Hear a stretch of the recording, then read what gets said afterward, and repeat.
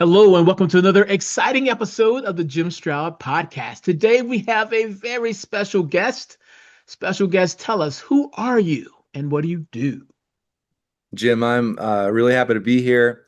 Brian Samson, I'm the founder of Plug Technologies, and I've spent my last 11 years focused on bringing talent from Latin America to US companies, not through immigration, but through nearshoring. So, Nearshore. really exciting space, and I think we'll talk a lot about Latin America talent on the show. Sure. Explain to those who may not know that term, nearshoring. Everyone's familiar with offshoring, but talk to us about nearshoring. Yeah, you're absolutely right. Offshoring has been a word we've used a lot. Offshoring probably goes back to the first big tech boom of the late 90s, Mm, when people might have read The World is Flat by Thomas Friedman and started to see a lot of this work that could be done globally, not just in the States. And I'd say there's really three big countries for offshoring, just to put some context into people's heads. China's kind of the offshore sure. factory where a lot of stuff is built.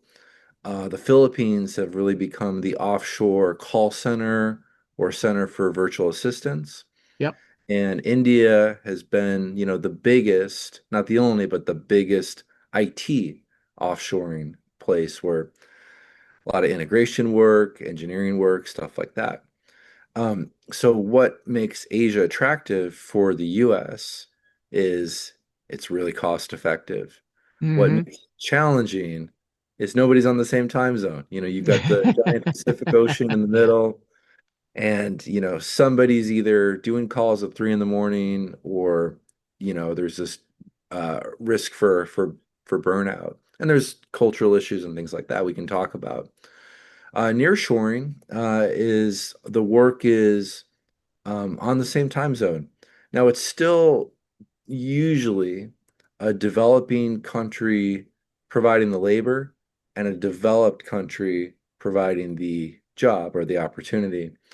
And I'll say this last thing, it's a little bit relative for where you are in the world. So I think in the States, we tend to think the world revolves around us, but Yeah. it is, it is relative. So let's say you're in Singapore, highly developed country. You might near shore right next door to Malaysia, right? Because Malaysia is a lot cheaper, same Hmm. time zone. Australia might near shore to the Philippines, but we would offshore to the Philippines. Okay. Okay. Um, I'm wondering if the nearshoring hasn't caught on as well as I think it should have caught on. I wonder if it's partially a marketing problem. You mentioned India, you think tech support right away.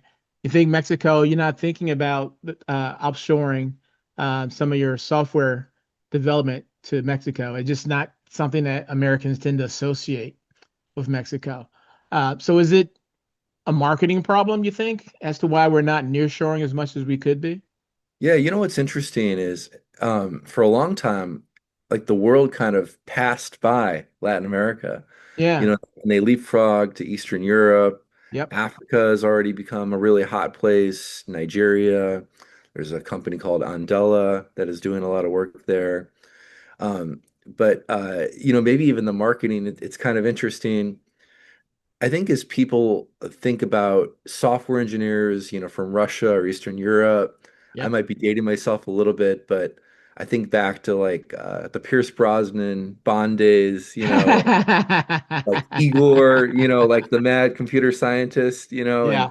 and I think Yeah. that's what people visualize in their head, maybe a little socially off from us, but like super smart, brilliant, scientist type people, and really, really good technical skills. In Latin America, so I've been in this space a long time. When I very first started to talk to people about it, they didn't have a bad opinion. They almost had no opinion. Like, oh, I totally forgot about Mexico or Argentina, Hmm. Brazil. I wasn't really thinking about it. Um, Remember, 25% of Americans have a passport. That means 75% haven't traveled outside the country. Yeah. And even out of those 25%, some of them have gone to, an all-inclusive resort in Jamaica or Cancun, and that's kind of their worldview. So you really have to be intentional, to travel to Brazil or Peru or Argentina, places like that. So that means our opinion is either formed by people like myself who are there to educate, or Netflix, and uh, Narcos Yep. comes out, or you're watching the news, you're like, what is this helicopter capture situation in Venezuela? What's going on? Yeah. And what is I'm hearing about Argentina and inflation, so there's a lot of like little pieces of information that might form a full opinion, but those opinions are still not fully formed. So that's where we come in. But you're absolutely right. Latin America, maybe there was a comedy show that I remember years ago about remember when like cranberries were kind of in everything? It was like cran Yeah. raisin, cran everything. And Hmm. like the marketing guy for cranberries was just like on fire. I You know, remember. um, Latin America could have used somebody like that because it kind of got overlooked for a while. 'Cause I know people tend to think, okay, Latin America, I'm thinking right off the bat, vacationing, you know. Um, and and I know there's so much more. A matter of fact, you know what? Let's stretch the imaginations of the viewers and listeners. Instead of thinking of Latin America as as a premium vacation spot, let's think of it in terms of maybe software development and other things. So Yeah. give us some suggestions of how they could be thinking about it. I'm thinking, Argentina, maybe supply chain, oil, energy, and stuff like that. But just go down a list of Mexico, other things you can think about it besides a tour being a tourist town Yeah, and this is where, Narcos. where we have a lot of our conversations, because we'll talk to people in the States. What's your budget? What are your plans to scale? What specific talent are you looking for today? How about tomorrow? Do you want to visit there? Do you want people to work from home? Do you care about currency arbitrage? How are you thinking about hardware? So all these kind of come into play, when Mm, you're deciding on a country. So Argentina is a place that I know personally pretty well. I was an expat. I lived there, okay. and, and Argentina, you know, is a pretty interesting story. Um, if you know the economic history, they were one of the wealthiest countries in the world Yeah. pre-World War One, two, and then just a lot of domestic protection. So they didn't want any other industries or countries in there, but it failed really bad, Sure. decades and decades and decades of, bad government. So what that actually created was a lot of hungry, intelligent people that wanted to work outside of the border without leaving the border. And how do you do that? You've got to develop really advanced English speaking skills. Mm, Uh, so Argentina first was a place for like integration software, kind of like the legacy code, bug fixing. And more recently, it's been a haven for VC investment. When we look at the States, it's really overheated is probably a nice way to say it. hmm. Valuations are crazy. Have you seen OpenAI's valuation? Yeah. It's just, out of this world. So if you're an investor and you're still trying to get like reasonable valuations, um, Argentina's got a lot of brand new tech startups. But why that's important is we might have this view of the new product work can be done in the States.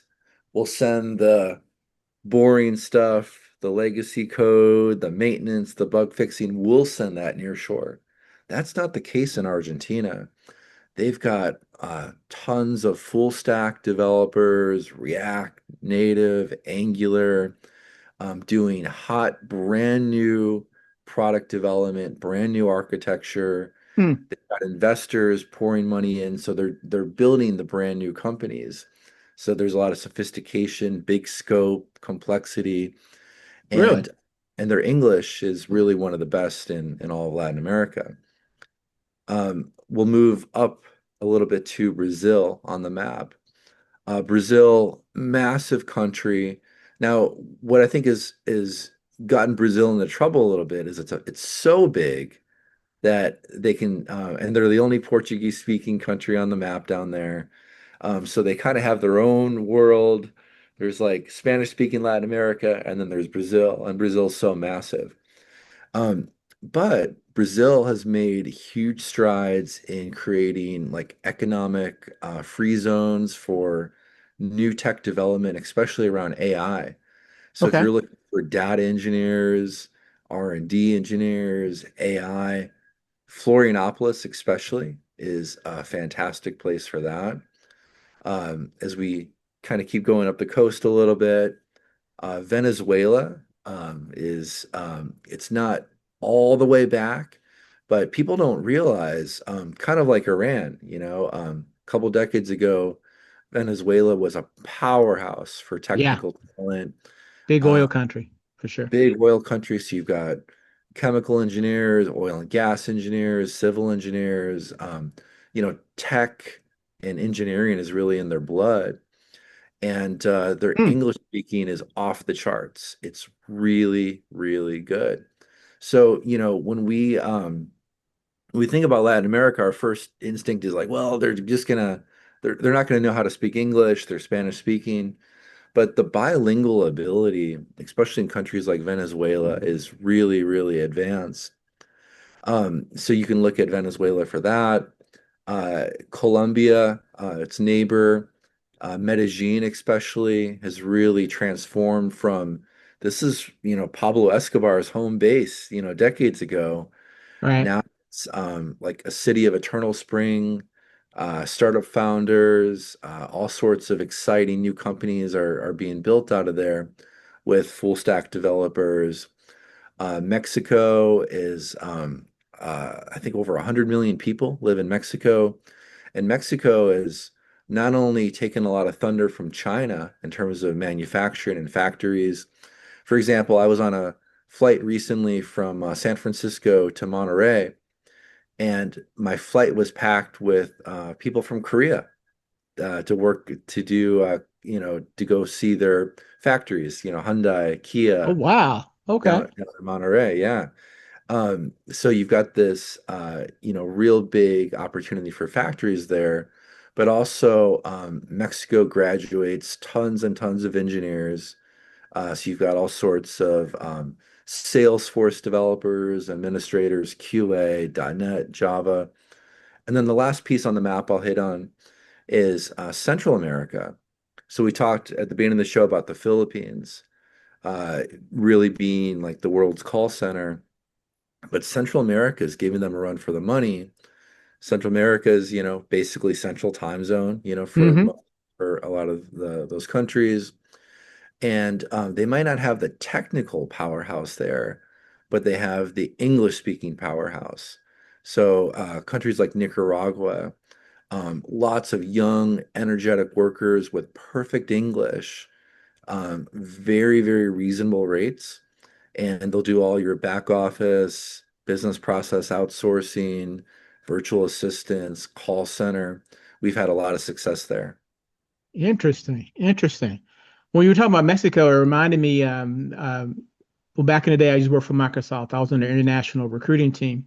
Yeah. And this was back in, I don't know, 2008, 2010, somewhere around there, where the mayor of Reynosa in Mexico, Mhm. he wanted to make a Silicon Valley type of situation there.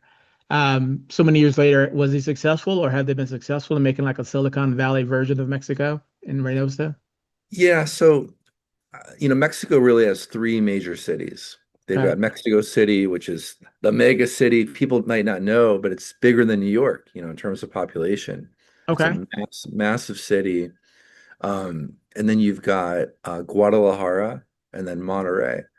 So all three. So rather than like one city is like kind of the San Jose, San Francisco area, they've got Hmm. three, totally different parts of the map. Mexico City kind of has a little bit of everything. Monterey has a lot of engineers, but also a lot of auto engineers and manufacturing. Guadalajara is probably the one that's much more intentional about software. Hmm. So you will see a lot of software engineers, but in fairness, it has a long way to go. Really, anywhere in the world is a long way to go to catch up Sure. to a place like San Francisco or Seattle or New York. It's interesting. I know one of the biggest advantage of nearshoring, such as offshoring, it are the cost uh, differentials, right? So it's just simply cheaper to get things done in other countries, certain things. Now that we have AI, and it makes a lot of Americans nervous for good reason for their jobs.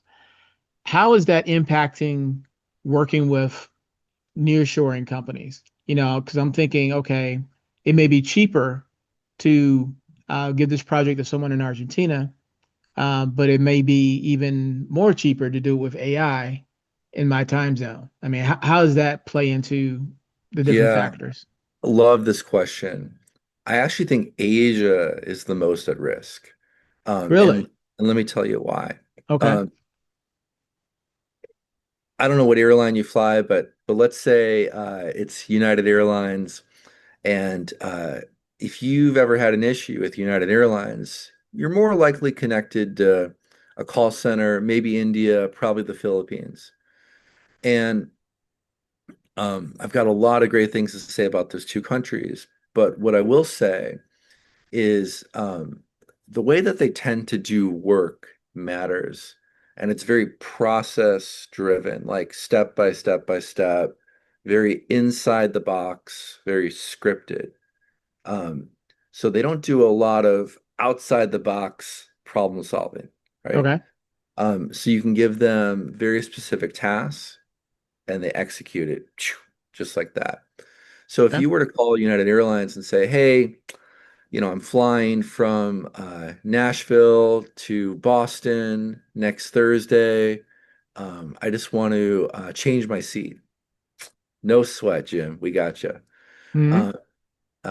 But let's say you want to go, you want to reroute through Charlotte, spend a couple of days there, use your miles, and then go to Boston, but then come back through Denver, right? Oh my gosh, it's too much for them to handle. It's just way too out of the box.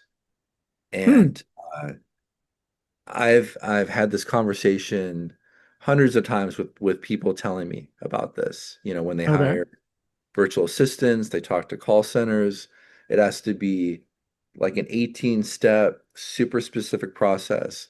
And if you're very clear with that process, they'll follow it, no problem. But once you have to go outside of that, that's where you get into trouble. So AI right now, especially agents, of course they're going to get more complex. Sure. But I think as where they are today, um, if you give them a very specific process, they'll execute the task, right? That puts Asia at risk. Now, Latin America is an interesting place because they've they've really been uh, a horizontal hierarchy just like the States. So there's not a lot of bosses. You go to a place like India, there's like eight bosses. It's like the movie Office Space. You've got eight bosses, in between, you and you're doing the work. Latin America, people are much more comfortable talking to the boss, much more comfortable pushing back, much more comfortable talking about they disagree. And I'll say one more, I think, really interesting piece on not only what led me to Latin America, but why I stay and what this matters in the age of AI. This is a population that, generally speaking, many of these countries the population has had a rough life. They've had to deal with things that they didn't cause. They just have to live with it. You know, uh, corruption, bad economic policies, whatever. So they've become really flexible, adaptable. They can thrive in chaos. Um, they're problem solving all day long. Stuff that would we have 8% inflation one month in the US and everyone's freaking out about eggs. This is like a normal Tuesday for them. No sweat. So because of this, they're more likely to leverage AI themselves, just like we are in the States, where I think Asia is more at risk of being replaced by AI. Huh. Huh. Interesting. Interesting. What other revelations would you offer American audiences about working in Latin America that they probably hadn't realized or just didn't think about? Yeah, I want to reinforce the part about like new companies that are coming out of there. Okay. Latin America has their own Amazon. It's called Mercado Libre, and you need a lot of success stories like that to create a tech ecosystem. You think about the Bay Area, one of my favorite shows to watch was Silicon Valley on HBO. But the intro to that is fascinating. Before you get into the humor, it's just like, wow, this is legit. There's a million logos, and you recognize all of them. There's Oracle and eBay and PayPal and then like all the ones we know, Google and Meta and like, wow, this is insane. How many companies have come out of there, Salesforce, Twitter, whatever.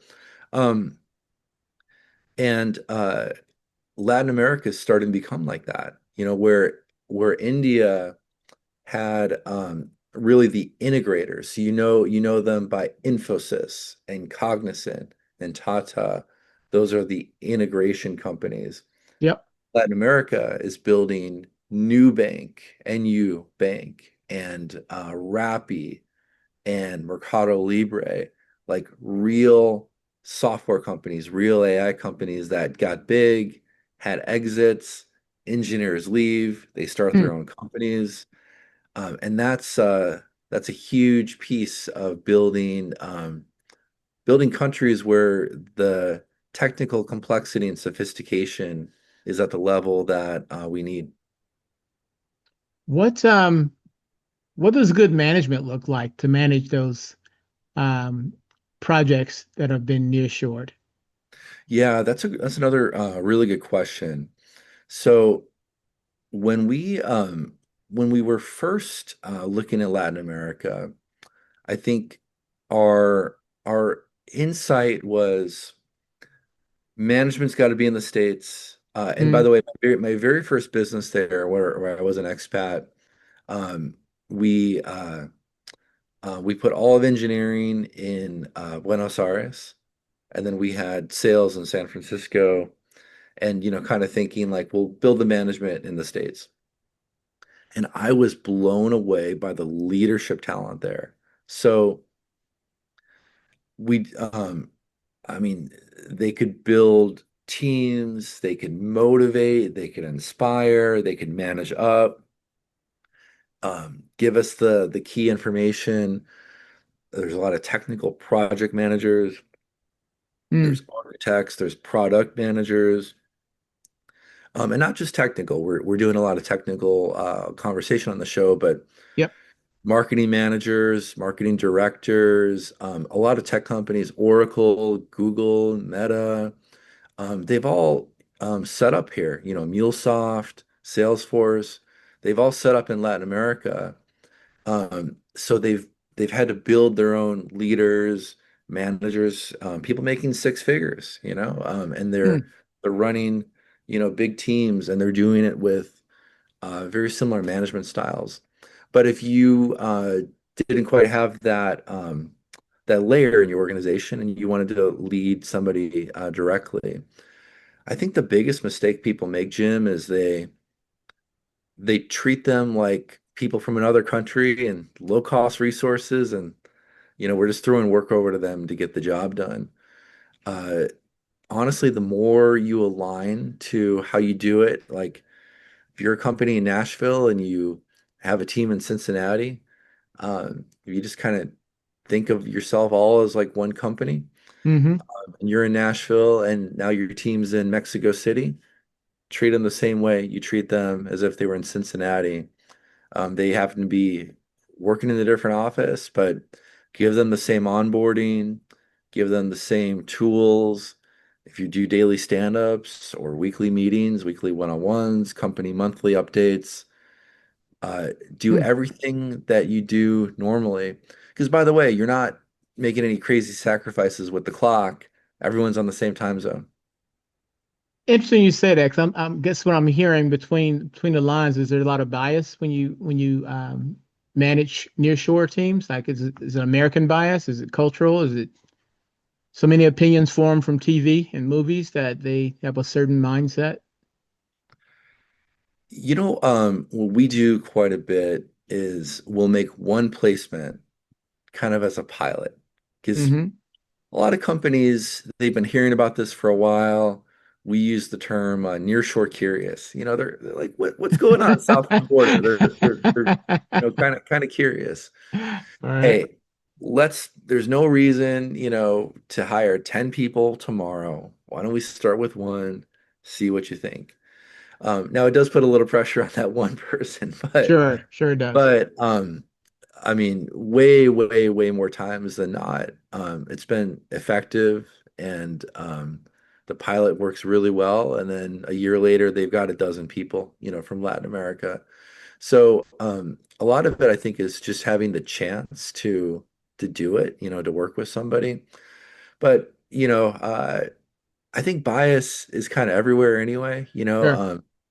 New York's, if you're a New York City company and you're told you're going to build another office in Alabama, you've got the north, like the north and the Yeah, south, or yeah. you're in New York and like all these like California hippie guys that we got to work with, and I mean I started my career in Chicago, and we had a office in Boston, and they used to make fun of us for like talking too slow, so. So I think there's going to be bias everywhere, but the more you work together and collaborate, that bias tends to go away. Sure. I think you've opened up the eyes of many of the viewers and listeners in terms of technology and AI and so forth. Any other industries that might be surprising? I mean, automatically, I'm sure people are thinking manufacturing, but beyond manufacturing and IT and AI, what other kind of industries would benefit from a nearshore um, collaboration? Yeah, so honestly, really the only two roles or levels that I don't think are necessary. Keep your executives, Okay. where they are. And then there's no reason to hire junior people, because you're already getting a senior person in Latin America for what you'd pay a junior person in the States. Wow. Okay. Um, so, you've got this like mid to senior level contributor, first line manager, second line manager, director, this kind of whole grouping of levels. And then as far as spaces, you said it, IT, AI are absolutely huge. Uh, Hmm. but really anything that could be done remotely in the States could be done remotely in Latin America. We get a lot of requests for marketing, content. Huh. Get a lot of requests for social media, podcast, video editors, bookkeepers, accountants, even controllers. A lot of salespeople, SDRs, BDRs, account executives. Really anything could do in Cincinnati, you could probably do in Mexico City. Hmm. You're giving people food for thought. Um, if someone had more questions to ask you, because our time is coming close to an end here, how can they reach you online with more inquiries? Yeah, I appreciate that. So our company is called Plug Technologies, PLUGG, and the website is plugg.tech, TECH. All right. There's a contact us form, and we do conversations like this all the time of people that are just kind of curious. They want to talk through it. What are my options? Uh, how would if I have these constraints, how would you advise me? Do that every day, and we love doing it. Cool. So if you are nearshore curious, you have a bunch of questions, reach out to Brian. To make it easier, I'll put a link in the podcast description for those listening, so you can check it out there.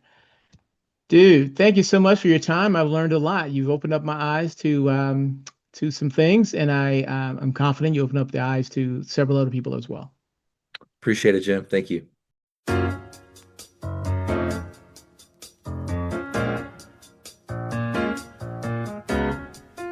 Well, my time is up. I thank you for yours. I'll see you again real soon right here with a brand new episode of the Jim Stroud Podcast. If you have any questions, comments, or concerns, feel free to reach out to me. I can be reached by email at jimstroud@jimstroud.com. And one last favor, if I may ask, please rate this podcast. 5 stars is preferred, but please comment with your honest opinion. I really appreciate that. All right? Okay, until next time, bye-bye.